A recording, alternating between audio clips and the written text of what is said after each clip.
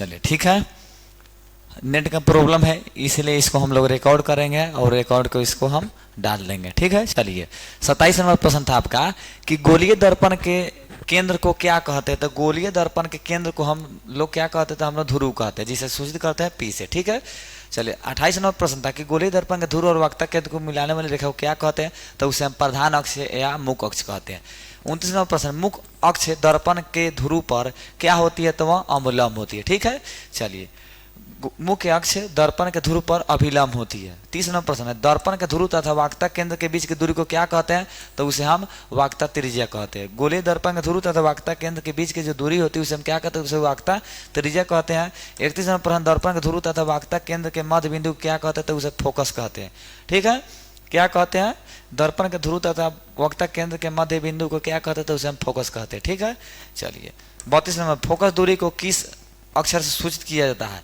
Focus दूरी को किस अक्षर से सूचित किया जाता है, तो उसे एफ से सूचित किया जाता है। किससे, एफ से। ठीक है, चलिए फोकस दूरी को किस अक्षर से सूचित किया जाता है, तो फोकस दूरी को जो है वह एफ से सूचित किया जाता है। ठीक है, आ रहा है। 33 नंबर प्रश्न, वक्ता त्रिज्या तथा फोकस दूरी में क्या संबंध है। वक्ता त्रिज्या तथा फोकस दूरी में क्या संबंध है, तो संबंध है ए बराबर आर बाई टू। क्या है, ए बराबर आर बाई टू। ठीक है, चलिए यही संबंध है। आगे दर्पण सूत्र, तो दर्पण सूत्र 1/v प्लस 1/u बराबर 1/f। प्लस वाला रहे तो वो क्या है, दर्पण सूत्र है, और माइनस वाला रहे तो वो लेंस सूत्र है। ठीक है, क्या है, 1/v प्लस 1/u बराबर 1/f। चलिए 35 नंबर, वस्तु की दूरी को हमें, वस्तु की जो दूरी होती है वह क्या होती है, हमेशा ऋणात्मक होती है।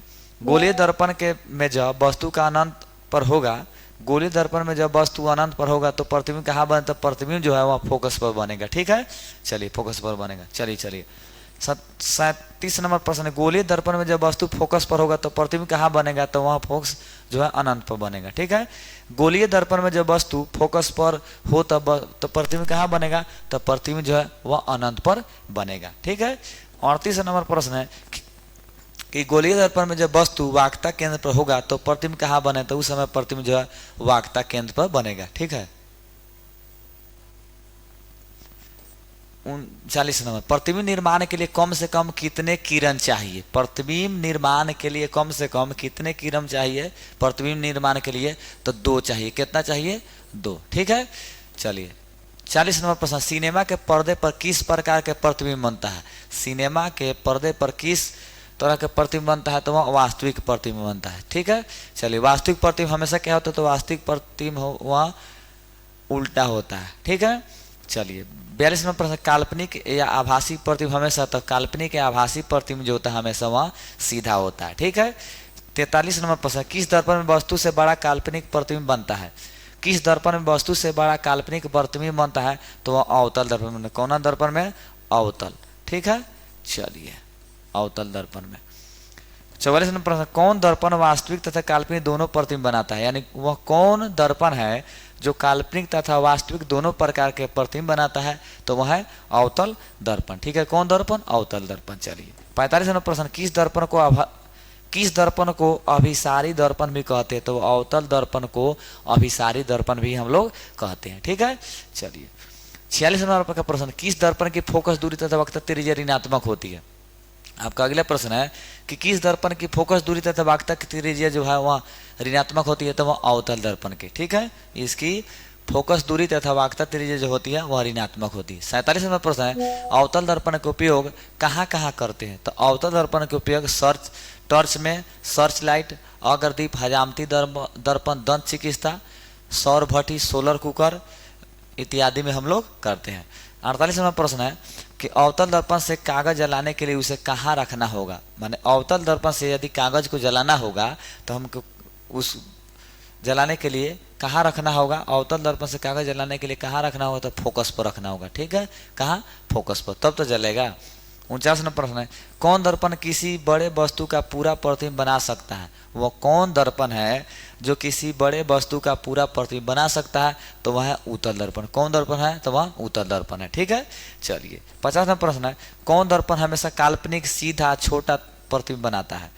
वह कौन दर्पण है जो काल्पनिक सीधा तथा वस्तु से छोटा प्रतिबिंब बनाता है तो वह उत्तल दर्पण। ठीक है, कौन दर्पण? उत्तल दर्पण। चलिए 51 नंबर प्रश्न है, किस दर्पण को अपसारी दर्पण भी कहते हैं? वह कौन दर्पण जिसको अपसारी दर्पण भी कहते हैं? तो वह उत्तल दर्पण। कौन दर्पण?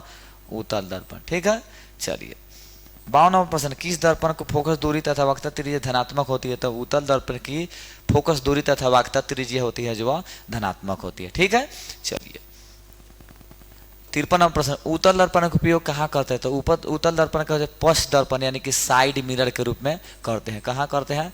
साइड मिरर के रूप में। ठीक है, चलिए उत्तल दर्पण का उपयोग जो है वो हम लोग साइड मिरर के रूप में करते हैं। ठीक है, चलिए 54 नंबर प्रश्न है, किस दर्पण की दृष्टि बड़ा होता है? दृष्टि क्षेत्र बड़ा होता है। किस दर्पण की दृष्टि क्षेत्र बड़ा होता है? तो उत्तल दर्पण की जो है वह दृष्टि क्षेत्र बड़ा होता है। 55 नंबर प्रश्न, चिन्ह परिपाटी के अनुसार वस्तु को दर्पण के किस ओर रखा जाता है? तो वस्तु को दर्पण के बाईं ओर रखा जाता है। कहाँ? वस्तु के बाईं ओर। चलिए ठीक है, 56 नंबर प्रश्न है कि दर्पण में सभी दूरियों कहाँ से नापी जाती है? दर्पण में सभी जो दूरियां धनात्मक की तरफ हो या ऋणात्मक की तरफ हो तो वह दूरियां कहाँ से मापी जाती है? वह जो दूरियां है वह ध्रुव पी से मापी जाती है। चलिए 57 नंबर प्रश्न है, दर्पण के ध्रुव को माना जाता है? दर्पण के ध्रुव को मूल बिंदु माना जाता है। ठीक है, और मूल बिंदु का जो नियामक जो होता है वह 0,0 होता है। ठीक है, चलिए 58 प्रश्न, मूल बिंदु के दाईं ओर मापी गई सभी दूरियां, तब मूल बिंदु के दाईं ओर मापी गई सभी दूरियां धनात्मक होती है और बाईं तरफ नापी गई मूल बिंदु के बाईं तरफ नापी गई सभी दूरी जो ऋणात्मक होती है। चलिए मूल बिंदु के दाहिने साइड में नापी गई जो दूरियां होती हैं वह धनात्मक होती है और बाएं तरफ जो नापी गई दूरियां होती है मापी गई वह ऋणात्मक होती है। चलिए 60 नंबर प्रश्न है कि मुख्य अक्ष के लंबवत ऊपर की ओर मापी गई सभी दूरियां क्या होती है? लंबवत ऊपर की ओर, मुख्य अक्ष के लंबवत ऊपर की ओर मापी गई सभी दूरियां धनात्मक होती है और नीचे की तरफ मापी गई सभी दूरियां ऋणात्मक होती है। चलिए मुख्य अक्ष के लंबवत नीचे की ओर नापी गई सभी दूरियां जो होती है वह ऋणात्मक होती है। चलिए ऊपर की दूरी धनात्मक, नीचे की ऋणात्मक। चलिए 62 नंबर प्रश्न, प्रतिबिंब की ऊंचाई तथा बिंब की ऊंचाई के अनुपात को क्या कहते हैं? तो प्रतिबिंब की ऊंचाई तथा बिंब की ऊंचाई के अनुपात को हम लोग आवर्धन कहते हैं और आवर्धन को सूचित करते हैं एम से। 63 नंबर प्रश्न, धनात्मक आवर्धन का अर्थ क्या है? धनात्मक आवर्धन का अर्थ क्या है? तो धनात्मक आवर्धन का अर्थ है काल्पनिक तथा सीधा प्रतिबिंब। क्या? काल्पनिक तथा सीधा प्रतिबिंब। चलिए 64 नंबर प्रश्न है, ऋणात्मक आवर्धन का अर्थ क्या है? तो ऋणात्मक आवर्धन का अर्थ है वास्तविक तथा उल्टा प्रतिबिंब। क्या अर्थ है? वास्तविक तथा उल्टा प्रतिबिंब। ठीक है, चलिए आप लोग समझ पा रहे हैं। चलिए आवर्धन का ऐसा मात्रक क्या है? तो आवर्धन का ऐसा मात्रक नहीं होता है, इसलिए आवर्धन जो है वह मात्रक विहीन है। चलिए अब आगे हम लोग अध्याय 2 में। अध्याय 2 कह रहा है प्रकाश का अपवर्तन। काम करो तो नहीं करो ना।